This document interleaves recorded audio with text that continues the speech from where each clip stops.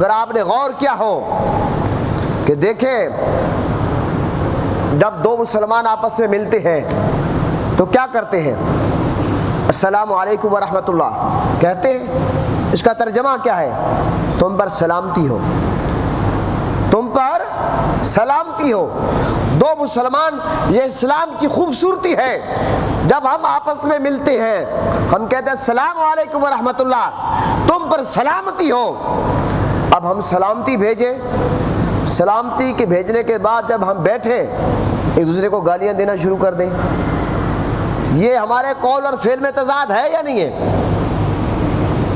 قول اور فعل میں تضاد ہے یا نہیں ہے؟ ایک طرف تو میں آپ کو کہوں مجھے آپ بہت پیارے لگتے ہیں، آپ میرے دوست ہیں، آپ میرے جگر کا ٹکڑا ہیں، اور دوسری طرف میں آپ کو گالیاں دوں، آپ کہیں گے عجیب معاملہ ہے، یہ تو آپ کے قول اور فعل میں تضاد ہے۔ حضرات محترم، یہی معاملہ ہمارا ہے۔ ہم جا کر لوگوں کو سلام کرتے ہیں، السلام علیکم ورحمۃ اللہ، تم پر سلامتی ہو، دعا دیتے ہیں، اور اس کے بعد کیا ہوا؟ پھر اسی منہ سے جس سے دعا دی اسی منہ سے گالیاں دیتے ہیں، اسی منہ سے اس کی غیبت کرتے ہیں، اسی منہ سے اس کی کردار کشی کرتے ہیں۔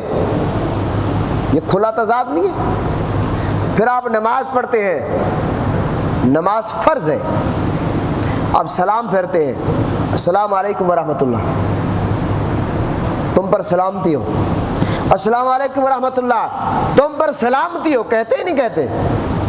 فرض ہو، واجب ہو، سنت ہو، نفل ہو، کہتے ہیں۔ مجھے آپ یہ بتاؤ، ایک طرف تو سلامتی بھیج رہے ہیں، دوسری طرف دل میں بغض ہے، کینہ ہے۔ محترم حضرات، مسلمان کا ایک مومن کا دوسرے مومن سے جو رشتہ ہے وہ ایسا ویسا نہیں ہے۔ آقا علیہ السلام نے، میرے آقا نے باقاعدہ قسم اٹھائی ہے، حدیث پاک میں آتا ہے آقا علیہ السلام نے قسم اٹھائی ہے، خدا کی قسم وہ ایمان والا نہیں ہو سکتا، خدا کی قسم وہ ایمان والا نہیں ہو سکتا۔ 3 مرتبہ آقا علیہ السلام نے یہ قسم کھائی، 3 مرتبہ۔ جب بارگاہ مصطفیٰ نے عرض کیا گیا یا رسول اللہ صلی اللہ علیہ وسلم کون مومن نہیں ہو سکتا؟ آقا علیہ السلام نے فرمایا جس کا پڑوسی اس کی اذیت سے، اس کی حرکات سے محفوظ نہ ہو وہ مومن نہیں ہو سکتا۔ اور ہمارا جو نقطہ نظر ہے، ہم یہ سمجھتے ہیں کہ پڑوسی صرف وہ ہے جس کی دیوار سے دیوار ملی ہو۔ ہم اس مسجد والا اس مسجد کے پڑوسی ہیں، ایک کالج والے دوسرے کالج والے کے پڑوسی ہیں، ایک ملک والے دوسرے ملک کے پڑوسی ہیں۔ اور حضور کی حدیث ہے کہ اگر کوئی بندہ ایک ہمسایہ تو پیٹ بھر کے کھائے دوسرا بھوکا رہے تو وہ مومن نہیں ہو سکتا۔ محترم حضرات، آج ہمارا کیا حال ہے؟ آقا علیہ السلام کا فرمان ہے ایک مومن دوسرے مومن کے لیے جسم کی مانند ہے۔ تو مجھے آپ یہ بتائیں، جب جسم کی مانند ہے ایک مومن دوسرے مومن کے لیے، میرے اس ہاتھ میں تکلیف ہو مجھے رات کو نیند آئے گی؟ اگر میرے کان میں تکلیف ہو مجھے نیند آئے گی؟ اگر میرے پاؤں میں تکلیف ہو نیند آئے گی؟ نہیں آئے گی۔ اسے پتہ چلا کہ جسم کے جو اعضاء ہیں، ہاتھ، پاؤں، کان، ناک، تمام اعضاء جسم کے جو ہیں ان کا آپس میں اتحاد ہے۔ اگر ایک کو تکلیف ہو دوسرا بھی بے سکون رہتا ہے۔ تو جب ہم مسلمان ہیں، اگر ہم مسلمان ایک دوسرے کے جسم کے مانند ہوں، کشمیر کے مسلمانوں پر ظلم ہو، سید علی گیلانی کا جنازہ مودی ظالم ورثاء کی مرضی کے مطابق پڑھانے نہ دے، ان کی تدفین ورثاء کے مطابق نہ کرنے دے، کشمیر کی بیٹی کی عزت لٹ رہی ہو، فلسطین برما کی ماؤں بہنوں کی عزتیں لٹ رہی ہوں، اور یہاں پر ہم یہ سمجھیں کہ صرف 5 فروری کو، 5 اگست کو بس ٹھیک ہے ہم 2 احتجاجی مظاہرے کر دیں گے، اور یہ ڈرامے ہم لوگوں کو تو دکھا سکتے ہیں، لوگوں کو چکر دے سکتے ہیں، اللہ رسول کو اس طرح ہم راضی نہیں کر سکتے۔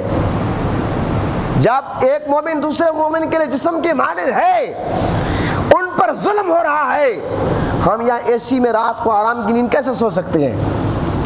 ہمیں بے چینی محسوس کرنی چاہیے، اور یہ احتجاج صرف ایک دن تک محدود نہیں ہونا چاہیے، پوری دنیا کو پتہ چلنا چاہیے مسلمان انگلینڈ میں ہوں، مسلمان سعودیہ میں ہوں، مسلمان کشمیر میں ہوں، فلسطین میں ہوں، برما میں ہوں، ایک مسلمان دوسرے مسلمان کا دکھ برداشت نہیں کر سکتا۔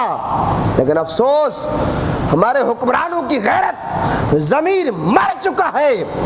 سب سے پہلے وہ مقدس شہر خانہ کعبہ روضہ رسول، وہاں کے جو حکمران ہیں وہ امریکہ کے پٹھو بنے ہوئے ہیں، ادھر کشمیر میں ظلم ہے، ادھر سیلما گھر بن رہے ہیں، ادھر جوئے کے اڈے کے افتتاح ہو رہے ہیں، حج بند ہے، عمرہ بند ہے، کرونا وائرس ہے، جوئے کا اڈے کھل رہے ہیں، لڑکیوں کے ساتھ سعودی شہزادے سیلفیاں بنوا رہے ہیں، ادھر کوئی کرونا نہیں۔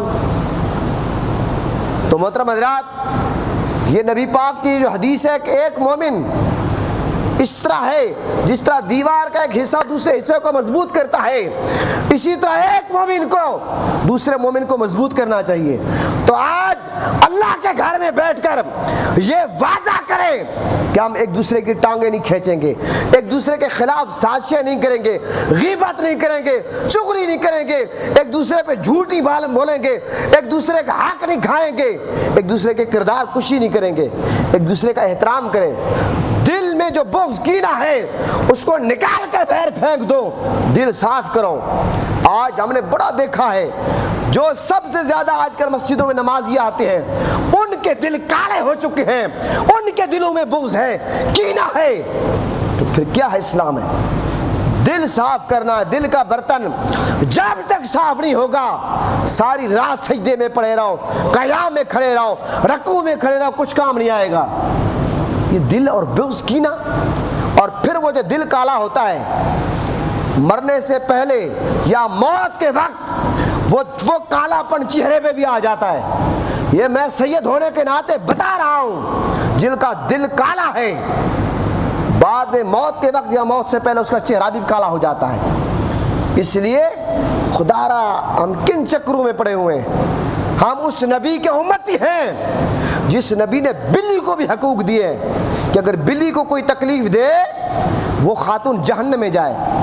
اگر ایسی خاتون جس کا کریکٹر ٹھیک نہیں تھا اس نے کتے کو پانی پلا دیا، حضور نے فرمایا تو جنتی ہے۔